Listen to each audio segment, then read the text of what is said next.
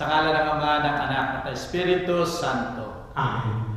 Tayo ngayon ay nasa ikalimang linggo ng taon at tayo sinasabihin ng ating Panginoon na tayo ay mga asin at ilaw ng sandaigdigan.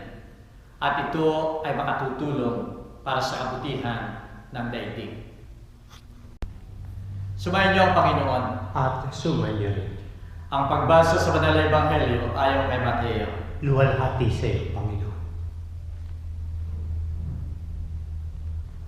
Nang panahon yun, sinabi ni Jesus sa kanyang mga alagad, kayo ay asin ng sanlibutan.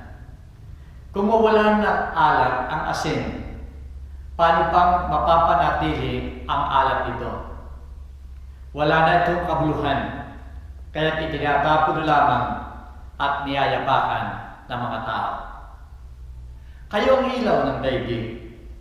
Hindi may tatago ang isang lungsod kung ito'y nakatayo sa taluktok ng bundok. Hindi rin sinisindihan ang ilaw upang ilagay sa ilalim ng takalan, kundi sa ibabaw ng ilawan upang tumanglaw sa lahat ng nasa bahay. Ganyan dapat lumiwanag ang inyong ilaw sa paningin ng mga tao upang makita nila ang inyong mabuting gawa at ipagdangal ang inyong Amang nasa langit. Ang salita ng Diyos. Purihin ka, O Kristo. Minamahal ko mga kapatid sa pananampalataya, nagdanas tayo ng ilang taon na tayo naghirap, hindi makakilos sa nais natin gawin. Maraming natigil sa ating mga gawain. Ito man ay trabaho, ito man ay negosyo, ito man ay ibang plano natin, ito man ay mga gawain natin at pinapangarap natin. Tayo natigil dahil sa isang bakterya na kumalat sa buong daigdig. Bakterya ng COVID-19. Ngayon ay nakakabangon na tayo. Muli tayo nakapagsisimula na ipagpapatuloy na natin yung ating mga gawain. At dahil dito, tayo nagiging komportable na, nagiging masaya na tayo. Pero ang katotohanan, minamahal ko mga kapatid, ay patuloy pa rin naghihirap ang maraming tao. Sapagkat yung bakterya ay nasa ating buhay pa rin, nasa ating paligid pa rin. Bakterya ng kasamaan, bakterya ng pagiging makasarili, corruption, injustice, pang-aapi. Ang lahat ng bakteryang ito ay patuloy na magpapahirap sa atin kung ito ay hindi mawawala sa ating buhay. Napakaganda sa linggong ito sapagkat hinahamon tayo ng ating Panginoon na tumulong tayo para patayin o itigil, patigilin ang bakteryang ito na nasa ating buhay at nasa mundo. Sinasabi sa Banal na Ebanghelyo ngayon, kayo ang asin ng sanlibutan. Kayo ang ilaw ng sandaigdigan. Sa pamamagitan ng asin, sa pamamagitan ng ilaw, tayo makakatulong upang baguhin natin ang daigdig na ito. Bilang asin ng sandaigdigan, makakatulong tayo sa pamamagitan na tayo magiging antiseptic ng lahat ng bakterya. Kung nagagawa ng asin na sa pagbibigay o paglalagay sa pagkain ay nawawala yung mga bakterya o naiiwasan yung bakterya sa pagkain. Ganon din ang buhay natin. Tayo ay inaanyahan maging antiseptic sa lahat ng kasamaan ng daigdig na ito. Magiging antiseptic tayo kung ipagdadasal natin sa ating Panginoon ng taimtim na lahat ng kasamaan ng daigdig na ito sana ay mawala. Yung mga tao sanang gumagawa ng kasamaan ay tumigil. At lalong higit makakaya natin na yung mga tao na gumagawa ng kasamaan, sila man ay opisyal ng ating pamahalaan, sila man ay mga leaders ng ating simbahan organisasyon. Kung magagawa natin mapagsabihan sila na itigil ang masama nilang ginagawa, tayo nagiging antiseptic at tayo nakakatulong para sa kabutihan ng sandaigdigan. Magagawa nating patayin ang bakterya ng kasamaan sa ating buhay at sa daigdig na ito.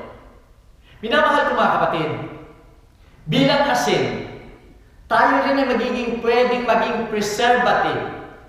Kung magagawa ng asin na i-preserve yung mga pagkain upang ito ay tumagal, upang ito ay manatiling maayos at buhay. Ganon din tayo. Inaanyayahan tayong i-preserve o kaya ay magawa natin na yung mga ginagawa nating mabubuting bagay ay ma-preserve natin sa ating buhay, sa ating community, sa buong mundo. Ang gaganda, minamahal ko mga kapatid, na mga aral na natanggap natin sa ating mga magulang, sa ating mga guro, sa mga pagtuturo sa mga simbahan at sa iba't ibang sangay ng lipunan o kaya ng simbahan.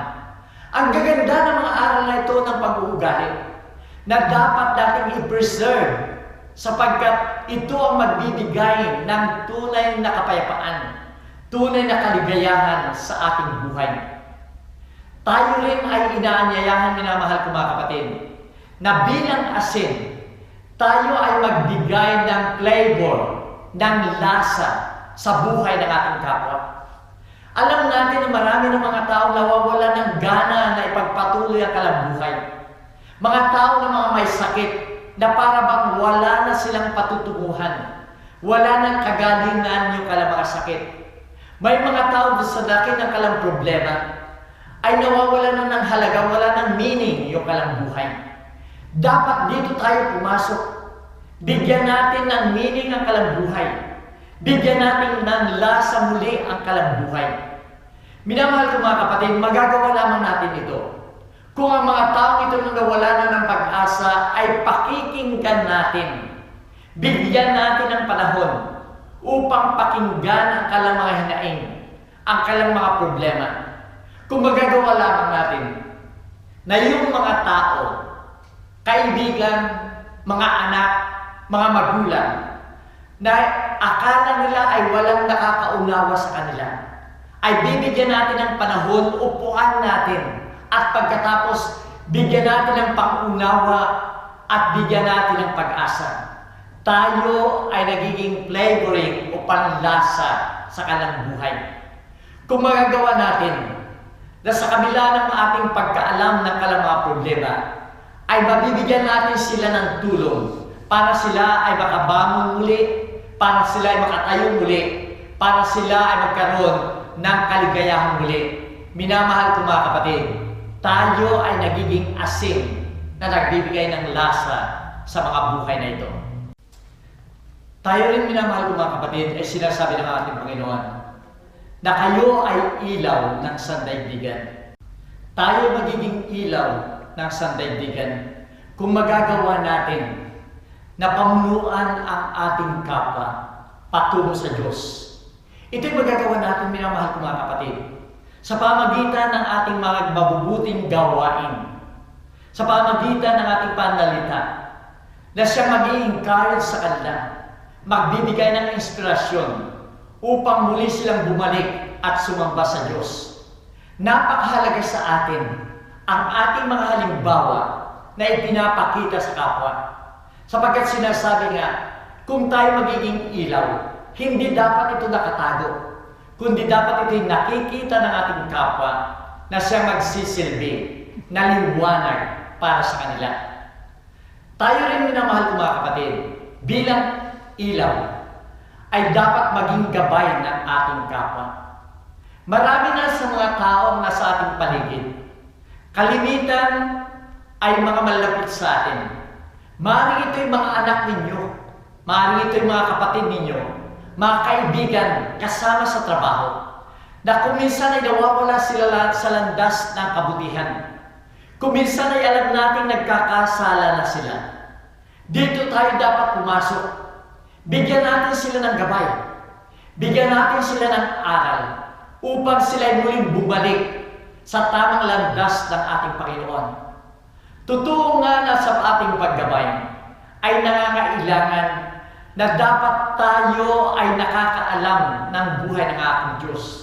Napakaganda na i-share sa kanila yung mga experiences natin na nakuha at naramdaman na isa buhay dahil naramdaman natin ang ating Panginoon. Ito ang magbibigay sa kanila ng inspirasyon na hindi lamang ito ay isang kwento o haka-haka, kundi ito ay isang tunay na experience natin at maaari rin nilang ma-experience. Bilang ilaw, minamahal ko mga kapatid, tayo ay dapat magsilbing warning light para sa ating kapwa. Kung makikita natin doon sa mga traffic lights, lahat ng ito ay mga warning lights. Dahil sa mga ilaw na ito sa traffic, alam ng tao kung kailan sila umaabante, kailan sila titigil, kung kailan sila magdadahan-dahan. Ang lahat ito ay napakahalaga upang sa ganon ang daan ay maging mapayapa at magiging safe. Ganon din ang bawat isa sa atin. Kung tayo magiging warning light sa ating kapwa, na kung alam natin ang ating kapwa ay nagkakasala na, patigilin natin sila. Kung alam natin na dapat na lang hindi pagpatuloy ang isang gawain dahil ito'y makakasama sa kanila at sa kanilang kapwa, patigilin natin. Kung ang lahat ang ginagawa nila ay mabuti at magawa, mapupuri natin at sabihin natin, sige, dumiretso ka. Ang lahat ng ito'y magsisilbing warning light sa ating kapwa. At kung tayo ay magagawa natin ito, tayo ay nagbibigay ng ilaw. Tayo nagbibigay ng daan tungo sa kapayapaan. Minamahal kong mga kapatid, ang dami ng mabubuting aral na nasisira sa panahon ito. Sa ating relasyon sa ating kapwa, halimbawa sa sakramento ng kasal, halimbawa ay yung tunay na respeto sa ating pagkatao o sa ibang tao. Marami na ang nasira dahil ang lahat ng ito ay hindi na nakikita. Ang lahat ng ito ay binago na ng batas. Dahil dito dapat tayong pumasok. I-preserve natin yung mabubuting gawain na yon. At kung bilang mga Kristiyano, sa pamamagitan ng aral ni Kristo, ay mai-share pa rin natin ito sa lahat ng tao. Magagawa natin tayo maging ilaw, tayo maging asin ng sandaigdigan. Minamahal ko mga kapatid, sana ang hamong ito, ang paanyaya ng ating Panginoon, maging asin at ilaw ng sandaigdigan ay dapat natin gawin. Subalit iniulat ko sa inyo na ito ay napakahirap gawin sapagkat ito'y nangangailangan ng pagsasakripisyo ng sarili. Ang asin, makapagbibigay lamang ito ng lasa sa pagkain kung mawawala yung kanyang sarili, yung pagkaasin niya, at ihahalo sa pagkain. Doon lamang magkakaroon ng lasa, doon lamang magkakaroon siya ng tunay na meaning sa pagkain. Ang kandila ay hindi makapagbibigay ng ilaw hanggang ito'y sinisindihan at dahan-dahang matutunaw. Doon siya lamang makakapagpatuloy na magbigay ng liwanag at ilaw sa sandaigdigan. Sinasabi ni Jesus, hanggat ang butil ng trigo ay hindi mahulog sa lupa at mamatay, ito'y mananatiling isang trigo lamang. Subalit kung ito'y mahulog at mamatay, ito ay mamumunga ng sagana. John 12, verse 24. Sinasabi ito ng ating Panginoon, sapagkat kung ayaw natin mawala sa ating sarili, kung hindi natin kayang isakripisyo ang ating sarili, at tayo magiging makasarili pa rin, tayo ay mga asin na walang lasa at ilaw na hindi nakapagbibigay ng liwanag. Kahit inaasahan, minamahal kong mga kapatid, at inaanyayahan tayo bilang asin at ilaw, tayo magiging daan ng pagbabago. Tayo ay magiging daan ng pagbabalik loob ng ating kapwa sa ating Panginoon. Subalit magagawa lamang natin ito kung patuloy na lumalakas yung ating pananampalataya. Kung ang sentro ng ating buhay ay ang ating Panginoon, ang lahat ng ito'y makikita ng ating kapwa. At ito ang magiging daan upang magawa natin na tayo ay maging halimbawa sa ating kapwa. Subalit magagawa lamang natin ito kung ang buhay natin ay nakasentro sa ating Panginoon. Magiging epektibo lamang tayong asin at ilaw kung patuloy tayo na nakikiisa sa ating Panginoon, sa ating Diyos na pinaka-source ng lahat ng kabutihan ng sandaigdigan. Dito tayo magiging tapat. Dito tayo magiging halimbawa para sa ating kapwa. At tayo ay magiging asin at ilaw ng sandaigdigan. Sumayin niyo ang Panginoon. At sumainyo rin. Tayo iniwanan ng ating Panginoon ng misyon. Tulungan siya para pabutihin ang sandaigdigan. Kaya dapat lamang tayo maging asin at ilaw ng daigdig. At ito ay pagpalain kayo ng makapangyarihan Diyos, Ama, Anak, at Espiritu Santo. Amen. Kumain ng kapayaman. Salamat sa Diyos.